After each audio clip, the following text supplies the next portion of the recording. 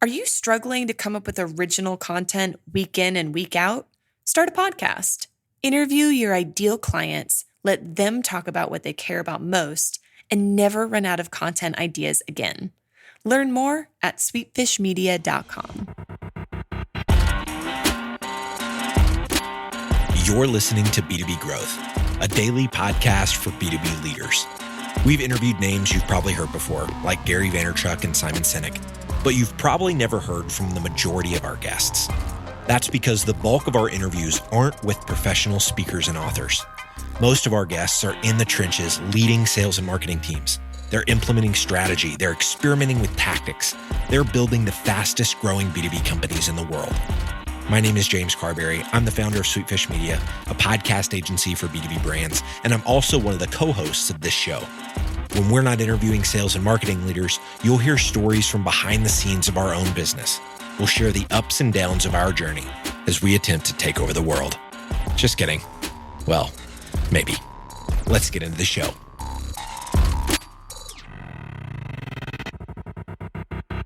Welcome back to B2B Growth. I am your host for today's episode, Nikki Ivy with Sweetfish Media. Guys, I've got with me today David Thompson, Chief Marketing Officer of Freshworks, and we're going to be getting into lead scoring by organization size and what some of the nuances are there and some key ways to really be effective. David, how are you doing today? I'm doing great, Nikki. Great to talk to you. Thanks.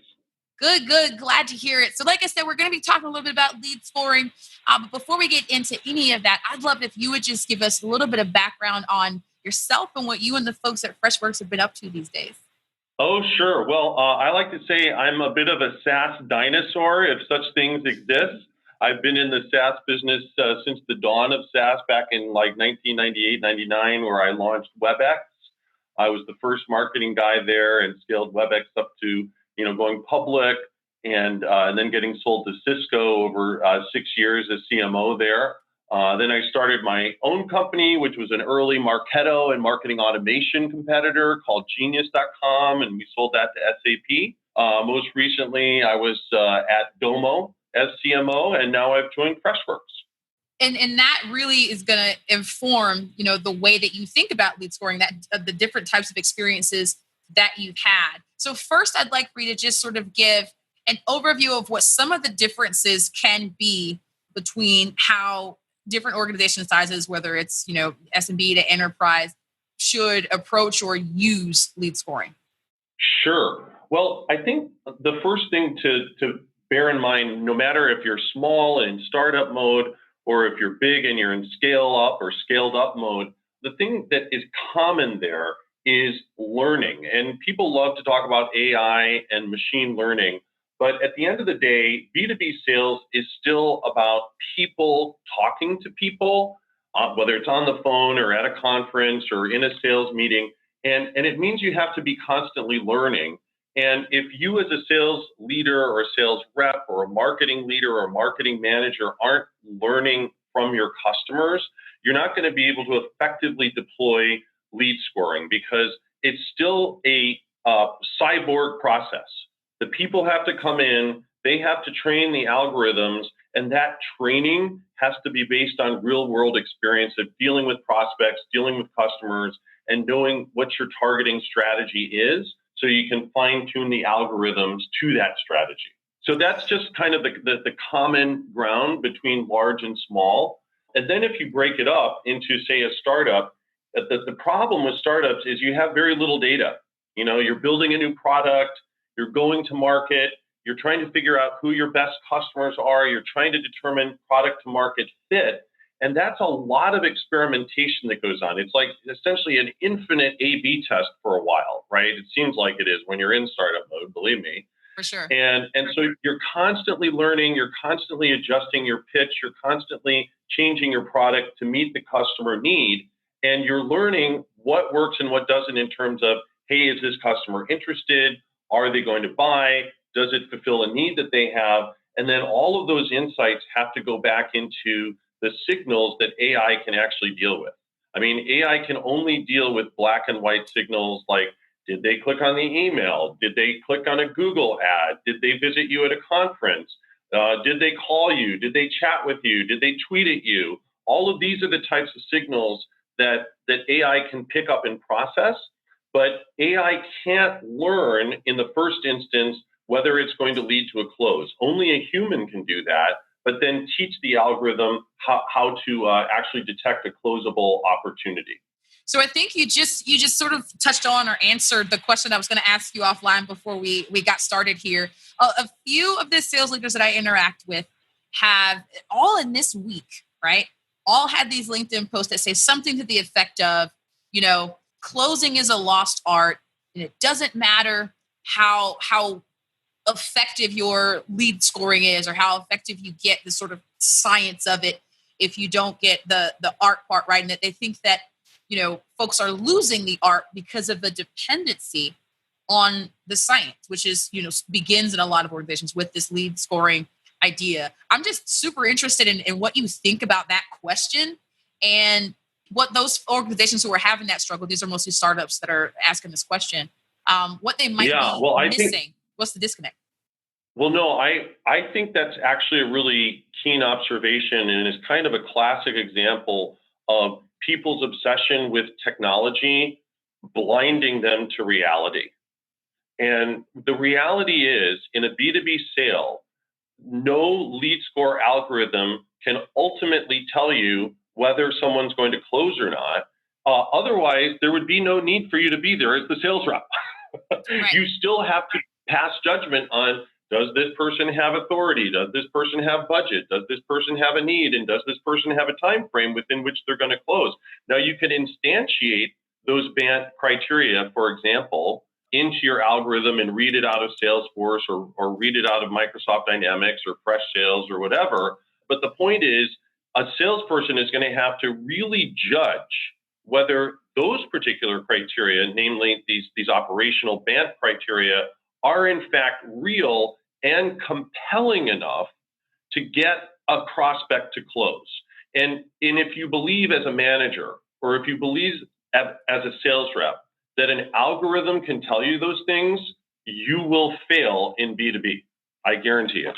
Yeah, no, and that was sort of what I took away from these conversations, right? I think it has a lot to do with how those sales leaders and those individual contributors think about themselves, about what kind of salesperson they are.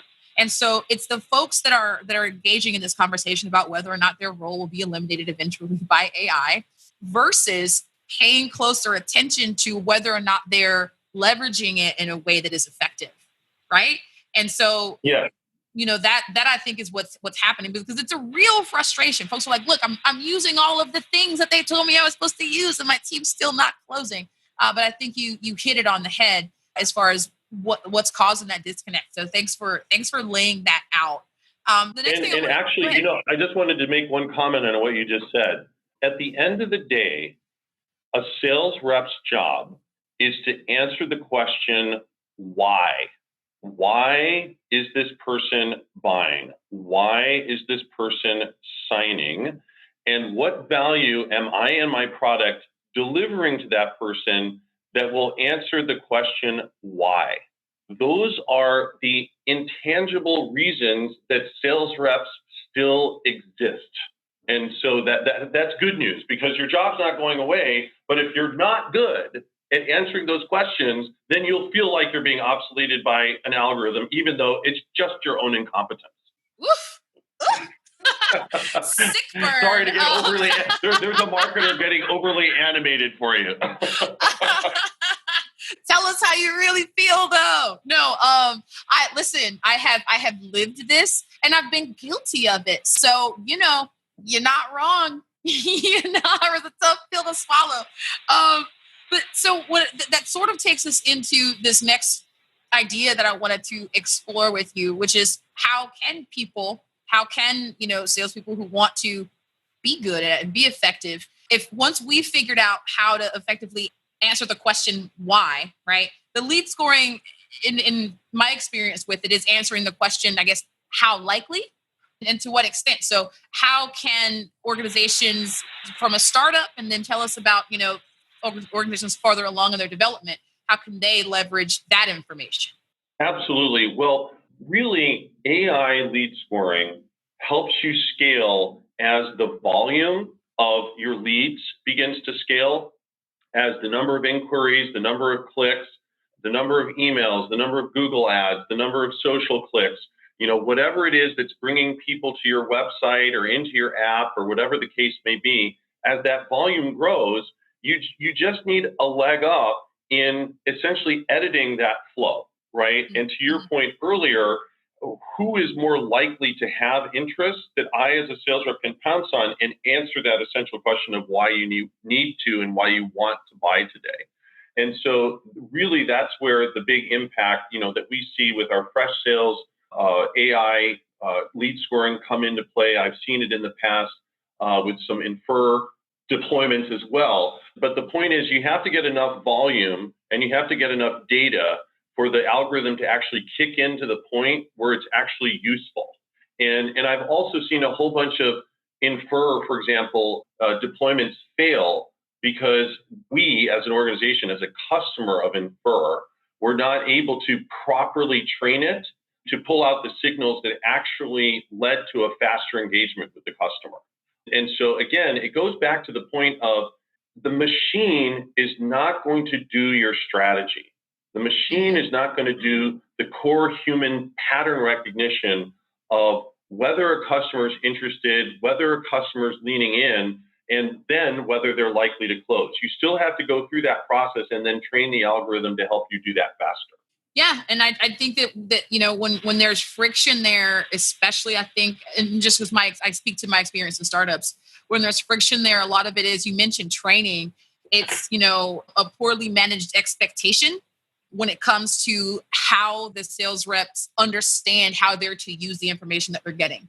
I've seen these situations where there's a sales rep and they're getting these, little emails or these notifications about these signals, right? These likelihood signals.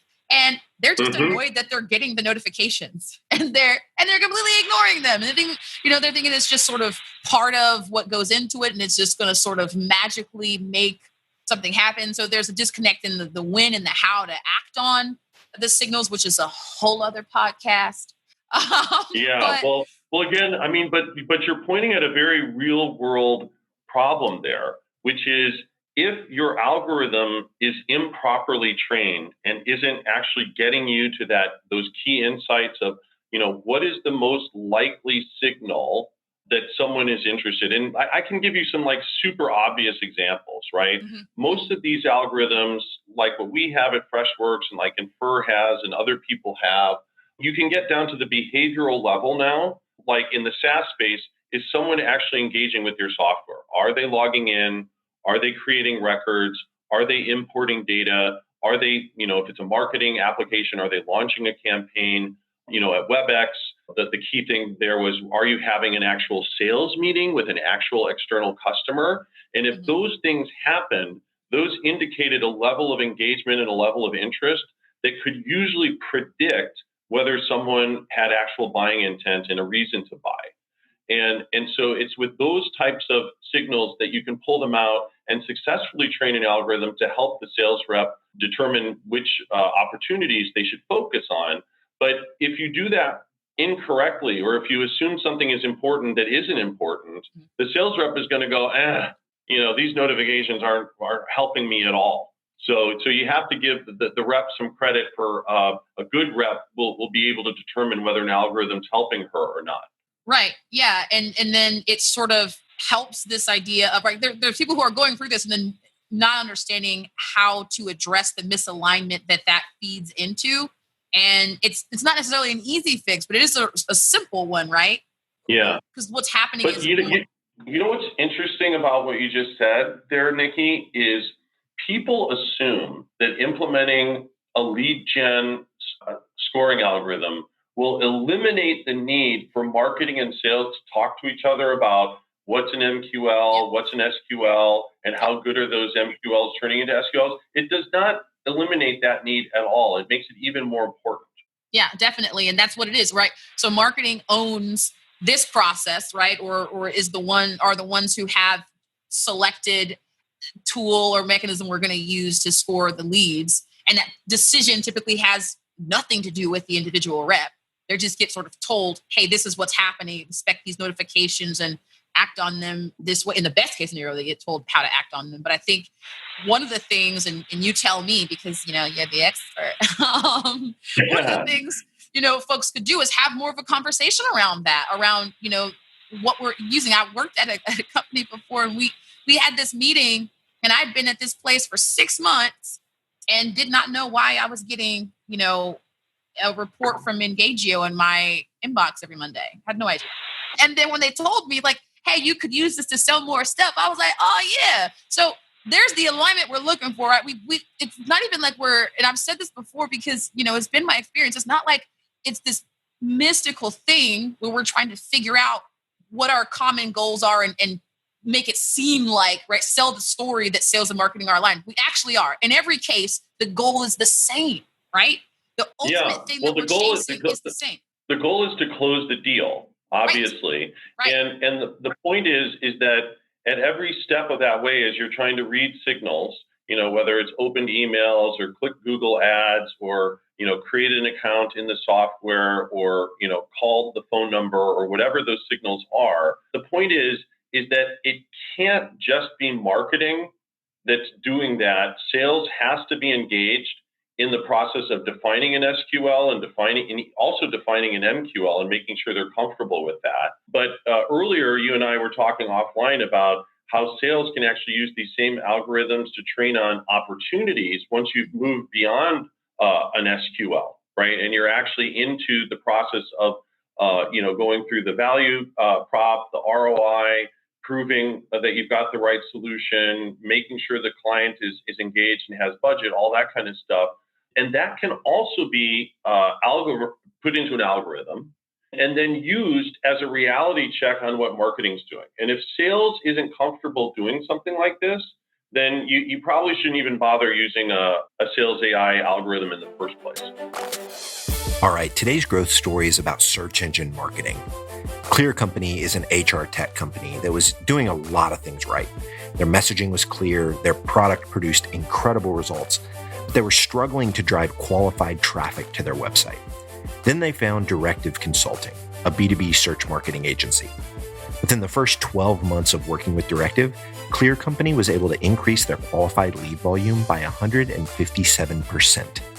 I have a hunch that Directive can get these kind of results for you too. So head over to directiveconsulting.com and request a totally free custom proposal. That's directiveconsulting.com. All right, let's get back to this interview. I so love how frank you are approaching this conversation. I do. And I think that you're right. That's one of the things I never got to actually use was, the AI piece or the lead scoring piece once we were already in an opportunity. But I think that is such an opportunity to have that collaboration between sales and marketing. Because then it opens it up to, once we're already in it, then it opens it up to, more targeted outreach at that point of the sale. Then you could have and be effective without a tool that, like lead scoring or like AI. So, I mean, there's so much to it. I love how this conversation sort of started as. But hey, Nikki, let me give you the ultimate piece of wisdom on all this. AI in sales and marketing is too often used today as a mask for people who do not know what they're doing. Because AI can only be effective if you know who you want to go after in marketing, who you're targeting, why you're targeting them. And likewise, in sales, who are the people that are most likely to close? Where's the most intense need in the marketplace? And how do you get them to yes? Those are just the essential questions of what makes a good marketer and what makes a good salesperson. And AI will only make you better at what you're already good at. If you're not good at what you do and you apply AI to it, it'll be a total mess. Yep. It will expose you every time. I've seen it. I've seen it happen. And so if you are afraid that that the machines are evolving, you better evolve yourself as a salesperson and as a marketer. You better be evolving yourself is what I'm taking away from this conversation.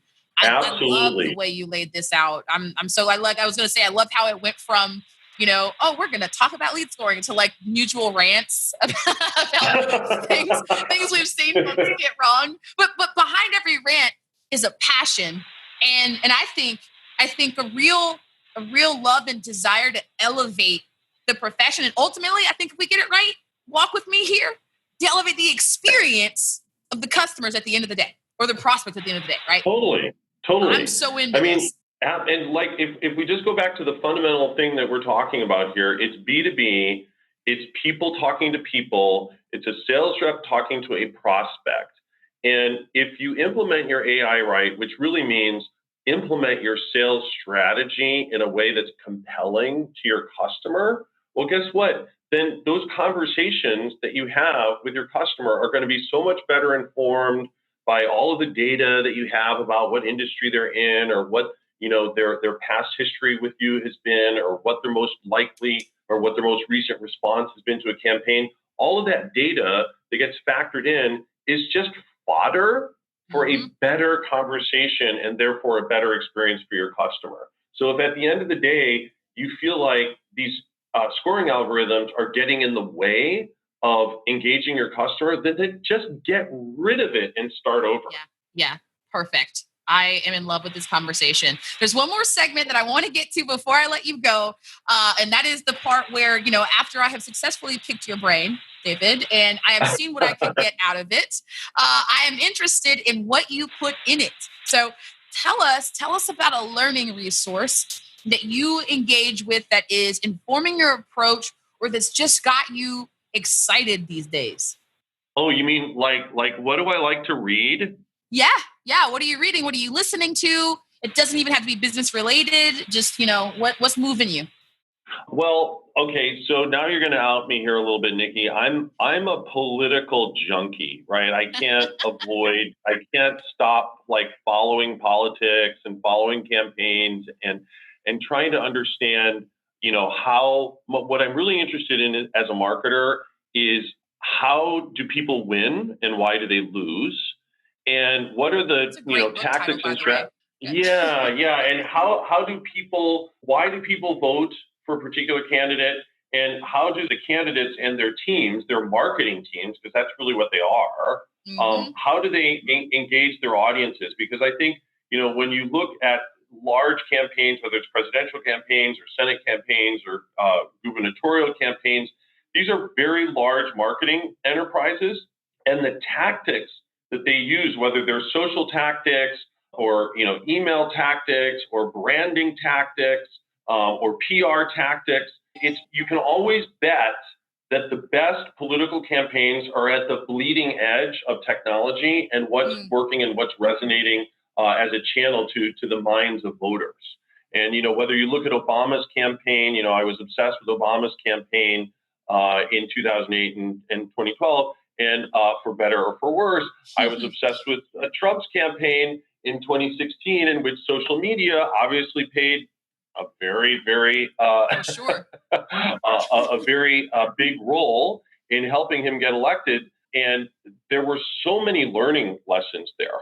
So I guess my takeaway for you is, watch the campaigns, watch how they evolve, and most importantly, watch how they use things like social media. I mean, one of the things that made Trump's campaign so effective was very judicious and very tight-fisted use of promotional campaigns on social to highlight organic content. And, that's just been like a huge thing ever since.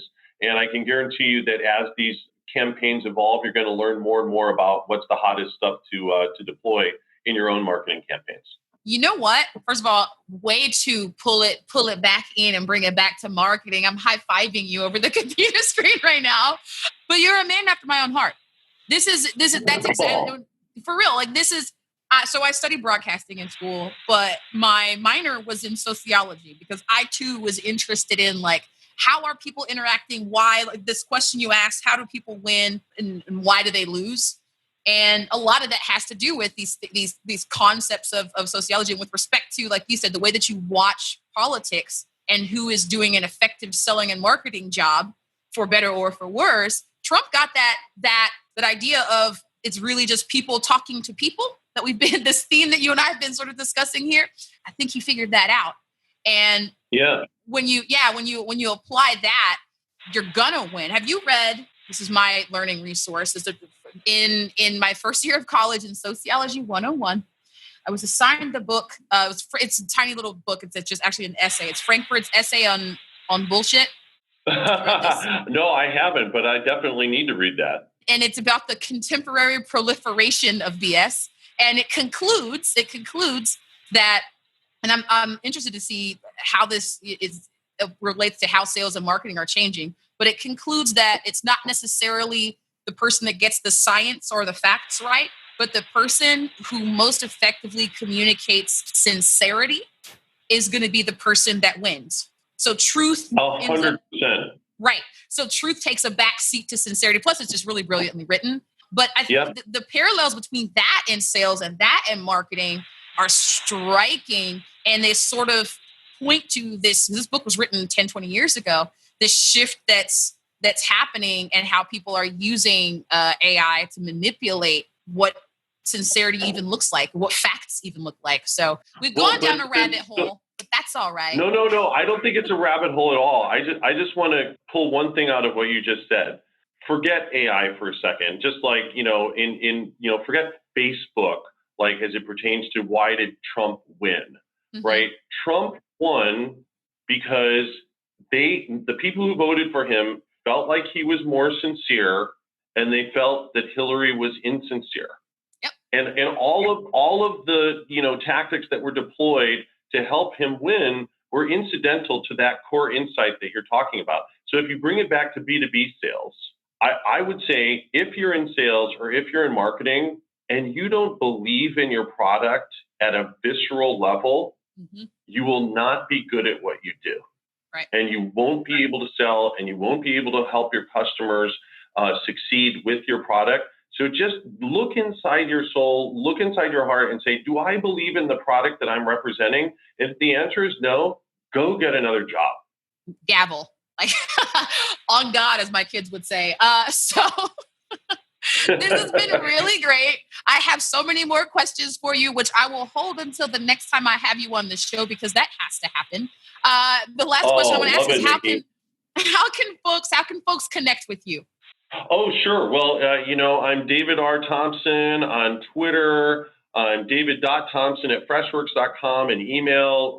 Always love to engage with folks. If anything here resonated with you, happy to answer questions. Certainly happy to tell you more about Freshworks. But otherwise, just keep the conversation going. That's what's up. You guys go out right now and connect with David. This guy knows what he's talking about. Thanks so much. Okay. Thanks, Nikki. We totally get it. We publish a ton of content on this podcast, and it can be a lot to keep up with. That's why we've started the B2B Growth Big Three, a no-fluff email that boils down our 3 biggest takeaways from an entire week of episodes. Sign up today at sweetfishmedia.com/big3. That's sweetfishmedia.com/big3.